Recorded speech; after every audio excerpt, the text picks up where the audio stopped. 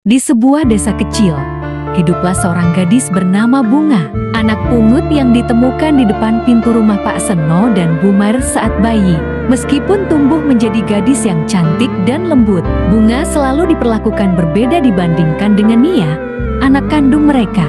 Kasih sayang yang diberikan kepada Nia tak pernah Bunga rasakan. Bunga hanya dianggap sebagai pembantu di rumah itu.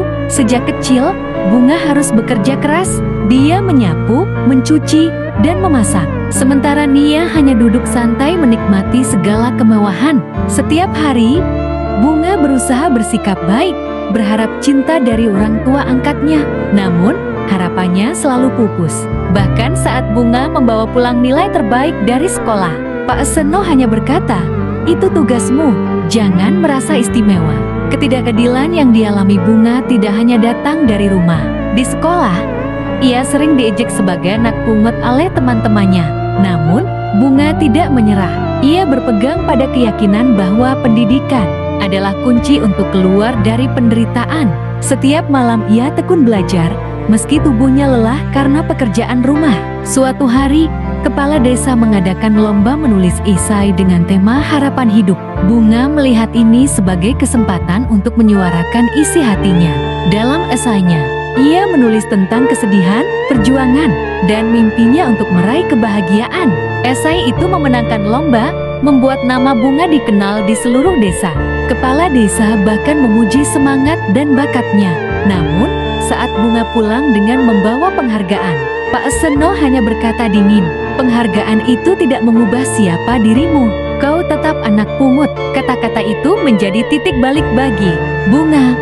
Ia menyadari bahwa ia tidak akan pernah mendapat cinta dan penghargaan di rumah itu. Dengan keberanian, Bunga meninggalkan rumah Pak Seno. Ia pergi ke kota, membawa tekad untuk mengubah hidupnya. Meski awalnya sulit, Bunga bekerja keras, mengambil pekerjaan kecil sambil terus menulis. Lambat laun, tulisannya mulai dikenal dan menginspirasi banyak orang. Bunga akhirnya menjadi penulis terkenal. Buku-bukunya yang menggambarkan perjuangan dan harapan hidup menyentuh hati banyak pembaca. Ia membangun hidup yang mandiri, penuh dengan cinta dari orang-orang yang mengagumi karyanya. Meski sukses, Bunga tidak pernah melupakan masa lalunya. Dalam setiap wawancara, ia selalu berkata, "Rasa sakit yang dulu aku rasakan bukanlah akhir, melainkan awal dari perjalanan panjang untuk menemukan diriku sendiri." Kisah Bunga mengajarkan bahwa hidup tidak selalu adil, tetapi kita memiliki kekuatan untuk menentukan jalan kita sendiri. Bunga adalah bukti bahwa luka dari masa lalu bisa menjadi motivasi untuk meraih impian. Tidak peduli seberapa berat perjalanan, selalu ada harapan bagi mereka yang berani melangkah maju.